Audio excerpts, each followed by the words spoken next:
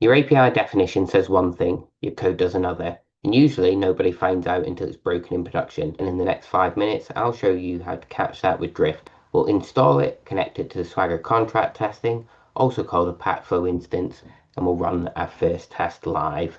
So we'll first start off in the SmartBear Swagger Contract Testing documentation for Drift, where you'll be able to find out how to get started.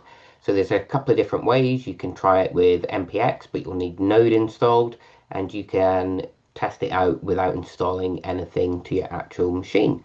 Or if you prefer a global install that's available across shells, you can install it globally.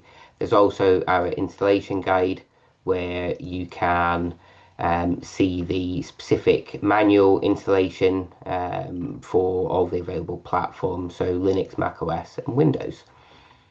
It is also available via the Pact CLI. So if you have the Pact CLI, you can do an extension install Drift.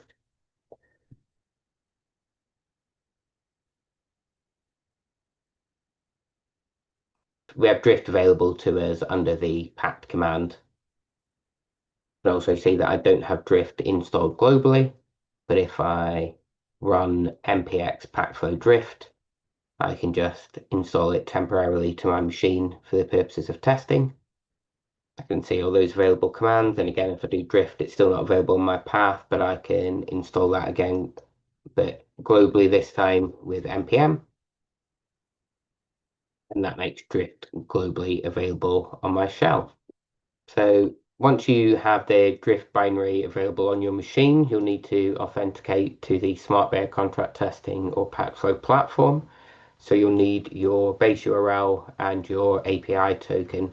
So the best way to configure this for your shell is to copy the token value as environment variables if you're using Linux. If you're using Windows command prompt, use Windows, or PowerShell, use PowerShell.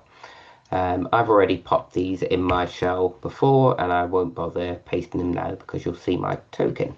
Once you have Drift installed, you can check your auth status. So I'm connected to the SmartBear API Hub PactFlow instance, and my token is cached for a certain amount of days. So once you have got Drift installed on your machine, we'll take a look at the actually running your first test suite. So we'll create a file called drift.yaml, and this will point Drift at the pet store OpenAPI definition that is globally hosted.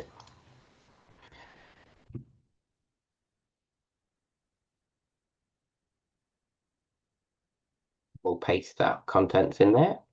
And if we go back to our documentation, the actual source for the OpenAPI documentation will be a remote source. So here, this OpenAPI YAML, I actually have that saved to my local machine as well, so we could read this in as a path. If your service is authenticated, you can also provide authentication mechanisms here, which allows you to connect to things like Swagger Studio.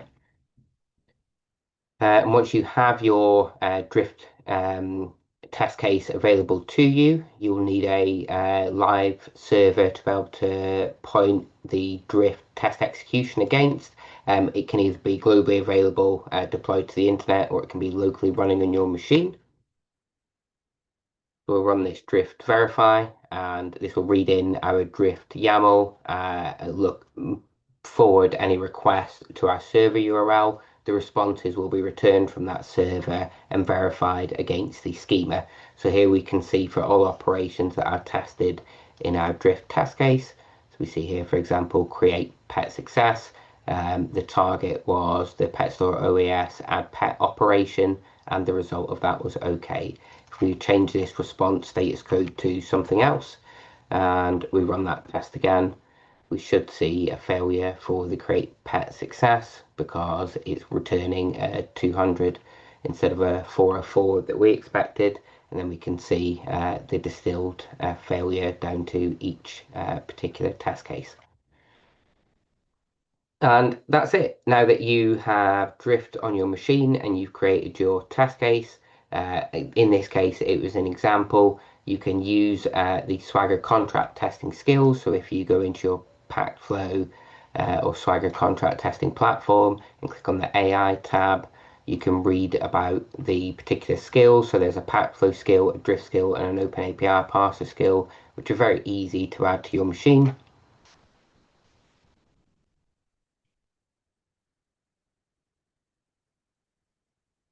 And that will provide you the different capabilities in your agent tool, such as the drift testing capability,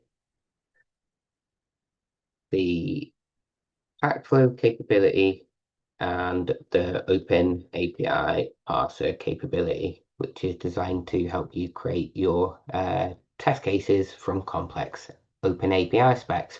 So I wish you all the best in getting started with Drift. Catch up with us in another tutorial where we'll deep dive into further use cases of the Drift CLI testing tool. Thank you very much, and we'll join you on the next one.